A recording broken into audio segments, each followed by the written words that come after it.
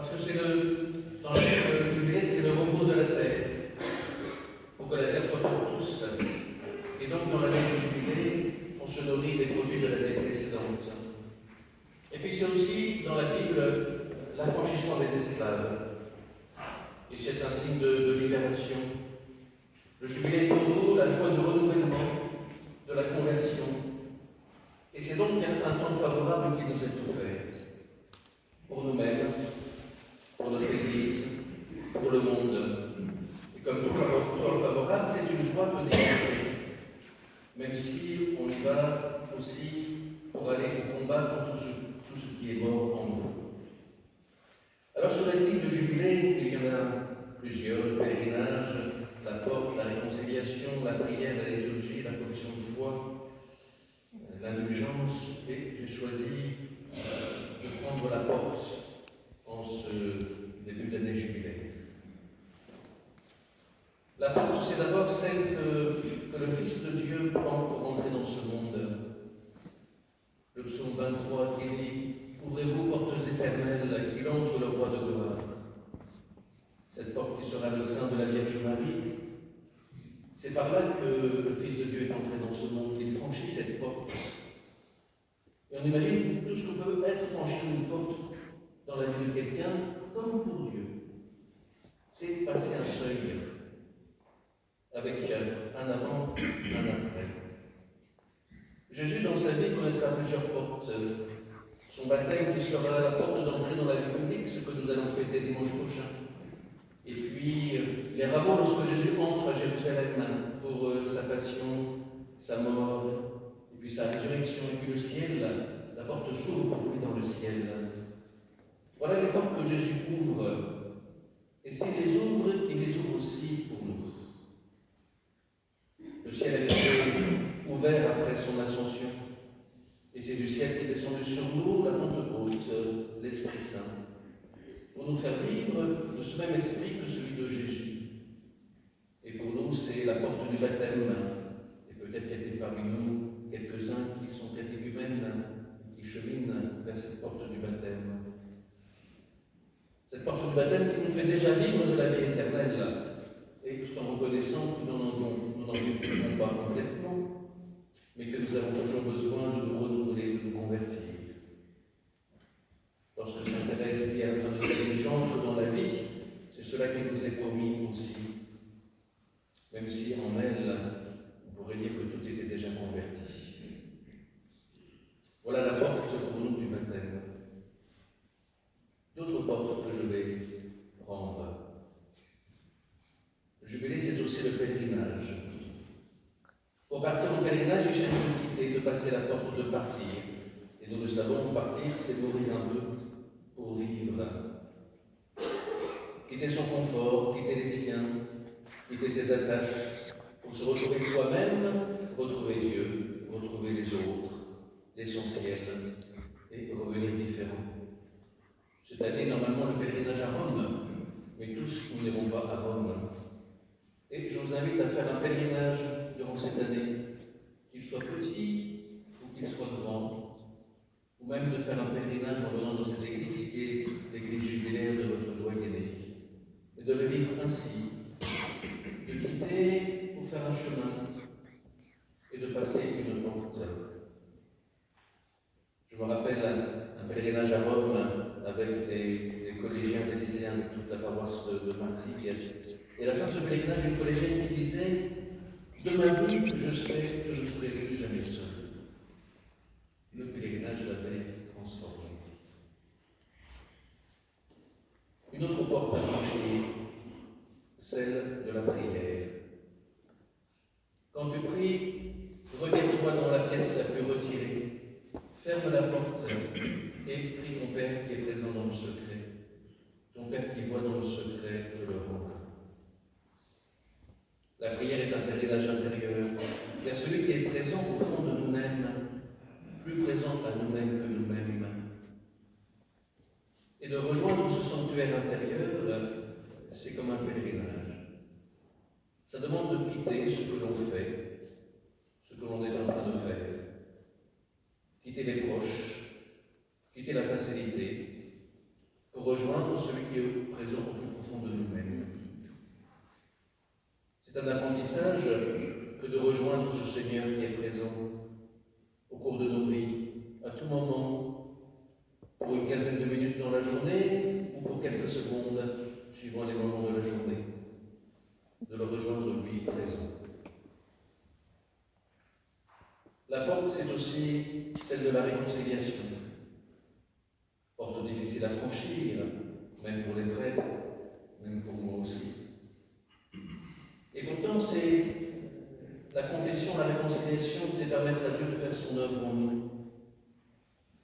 Se confesser à quelqu'un d'autre, donc, c'est accepter de quitter son propre jugement sur soi-même pour nous ouvrir au regard d'un autre qui nous regarde d'une manière différente que nous nous regardons nous-mêmes.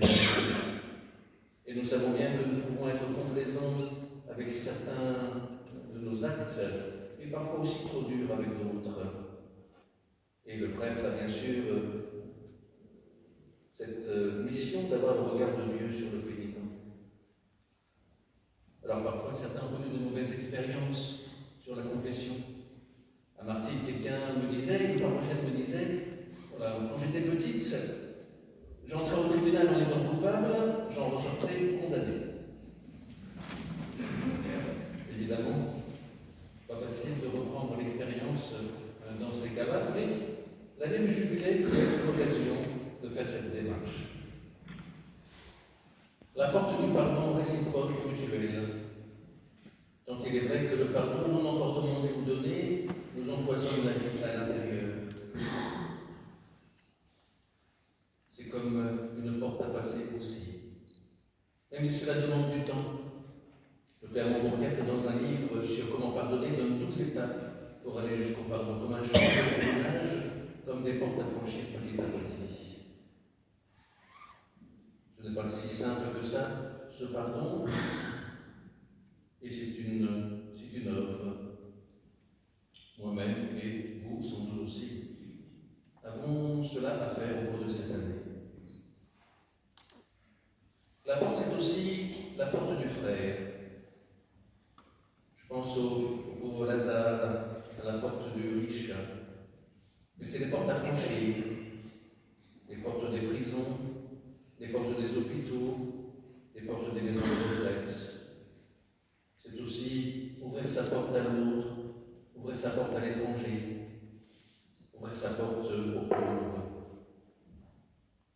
Quand je vais en prison pour célébrer, ce n'est pas une porte qu'il faut passer, c'est au moins une bonne dizaine de portes avant d'aller à l'endroit où nous célébrons.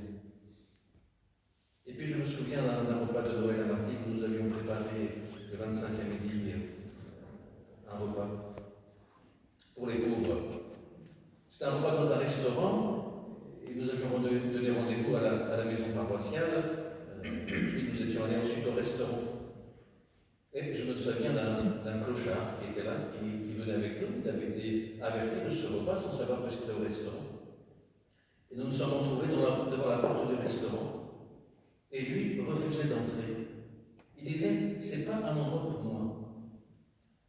Et il a fallu que je discute avec lui une bonne dizaine de minutes pour arriver à le convaincre de franchir cette porte. D'accepter d'entrer dans ce lieu qui n'était pas pour lui, mais de vivre un temps de fraternité. À la fin du repas, il m'a embrassé. Ce qui était, comment dire, pas si simple. Mais voilà, c'était une porte qui s'était ouverte. La porte de la foi.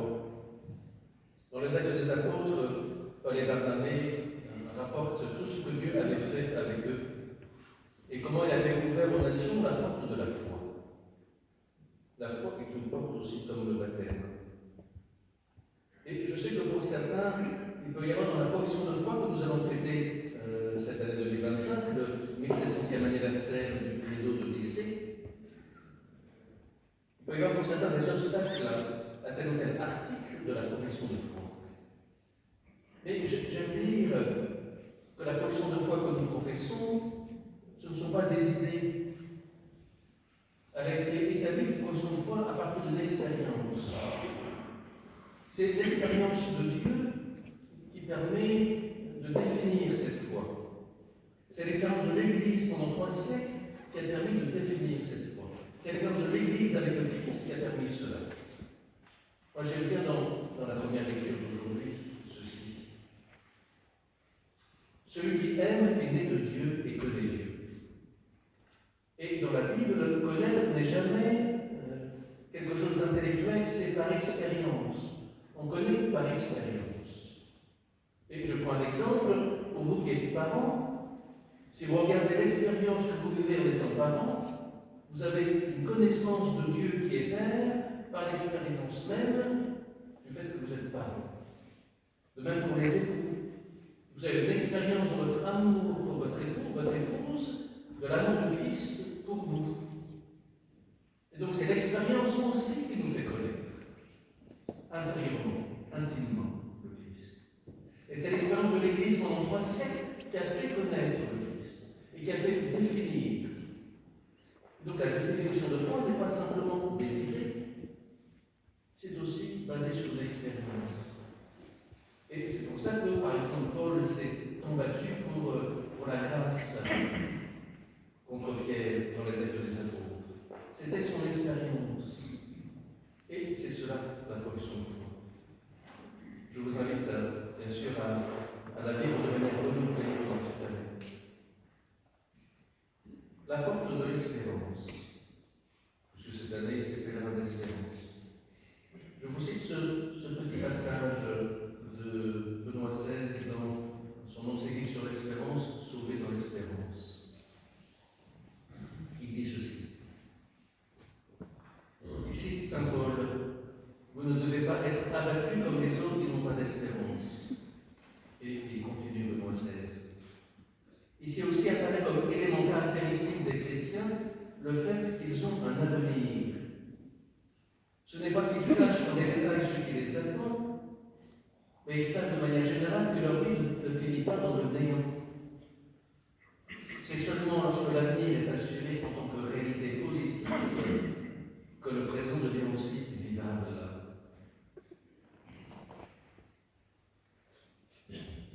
Et il ajoute la porte obscure du temps, de l'avenir, a été ouverte toute grande.